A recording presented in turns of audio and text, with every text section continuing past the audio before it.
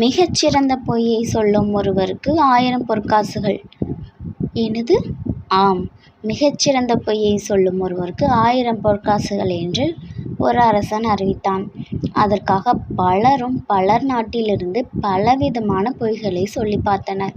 ஆனால் அரசனுக்கு திருப்தியே ஏற்படவில்லை. அப்போது ஒரு முதியவர் வந்து, அரசே, நீங்கள் எனக்கு 10,000 பொற்காசுகள் கடனாக தர வேண்டியிருக்கிறது.